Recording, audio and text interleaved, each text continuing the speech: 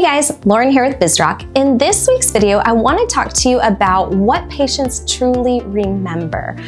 Docs, maybe for you, you've had conversations with patients and you've spent so much time, maybe you're like 20 minutes into the conversation and you're educating them and you're showing them all these things and you're telling them the difference between a porcelain versus a ceramic crown, and you start talking to them about a root canal, and then you walk out of the room and you hear out of the corner of your eye and you see the conversation, you see the dental assistant turn to the patient and say, "Do you have any other questions?" And the patient's like, "What did the doctor tell me?" And you're like, "What? I just spent 20 minutes educating them." Or hygienists and dental assistants, maybe you do actually educate the patient, and then same thing, you walk them up front, and then front office team, we've all felt this before. The patient's like, "So what am I getting done next?" And so you're always like, is there this weird disconnect? Like, why are they forgetting? I call it patient amnesia, guys, because we can educate them till we're blue in the face, but the reality is they're only going to remember so much of what we say. In fact, studies show that they will remember about 6 to 10% of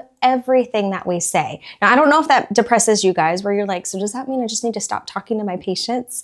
It definitely doesn't. We still have to educate them, right? But I want you to stop focusing so much on the exact words that you are saying. Sometimes we get so caught up in over-educating our patients or making sure we're saying the perfect thing every single time, whether you're greeting a patient, speaking to somebody over the phone, or educating them in the back about the next treatment plan that they need. Guys, words are important, but what's most important is that we're educating patients properly and remembering what they're likely to remember. So remember, they're only going to remember about 6 to 10% of everything that we say. And so you want to make sure that you are properly educating them. You're speaking in layman's terms. You're keeping it at, on average, guys, they say at a 5th grade level, which I don't know what that says about us as a country, right? But that is the best level to speak to somebody, especially when it comes to something complex like medical or dental terms. So you want to speak to them in a proper way, but you want to take it in another direction. So if people are only going to remember 6 to 10% of what you say, the next best thing to do is to provide them with some sort of written communication, something for them to read. This is why I do like brochures in the office. Now, less is more. I've been into way too many offices where I see like the wall of 35 different brochures and it's exhausting. And it's like, what's most important? I don't know.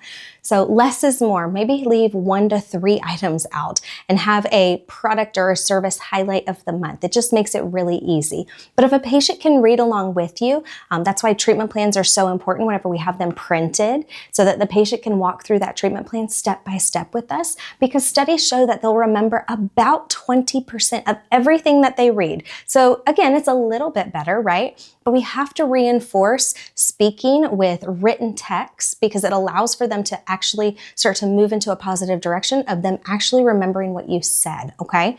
The third statistic, and this is one of my favorite ones, patients will remember 80% of everything that they see. This is why it's so important to take proper intraorals and to show them to the patient. Hygienists, dental assistants, if a patient ever complains about something or maybe they're concerned about an area, don't ask, just snap a photo. It takes 5 seconds to take a quick intraoral, make sure that it's clear and that patients can actually see it and your doctor can see it, but take a photo before the doctor ever walks in. Have it up on the screen in front of the patient so that you can begin to educate them properly.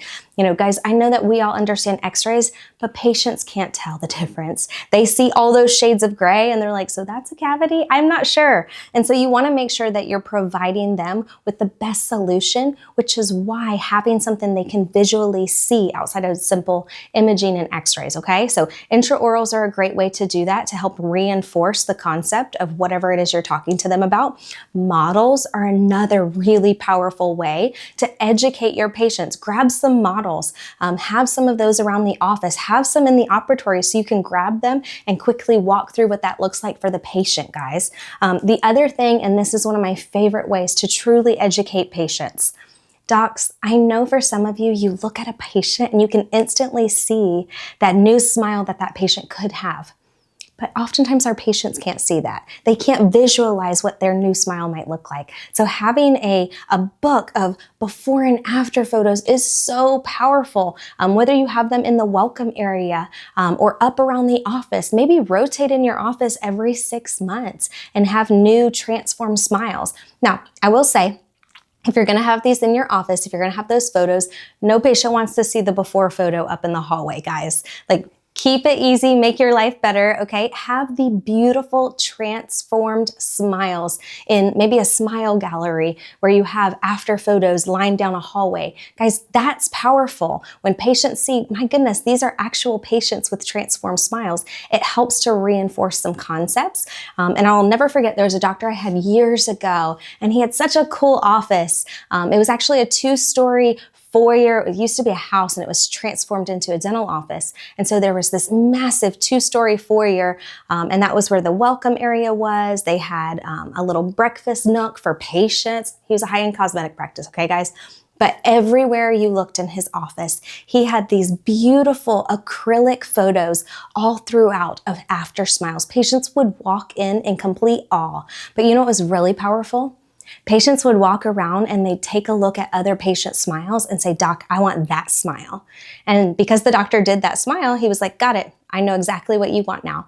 And so it was a really powerful way to connect with the patient, but also to create that visualization for the patient so that the patient and the doctor were on the same page. So make sure that you're helping the patients to truly see their smile. And then, of course, I know that you guys have all heard this before, but I want to share it one more time. Patients remember 100% how we make them feel.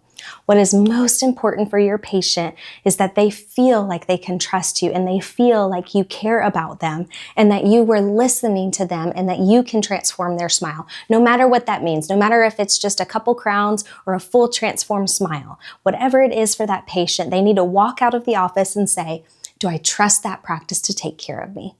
So guys, I want you to work on that this week as a team. Focus on reinforcing some of these things, master just one of them and build on top of it from there. And as always, guys, if you need anything, reach out to our team. Otherwise, we can't wait to see you and serve you soon.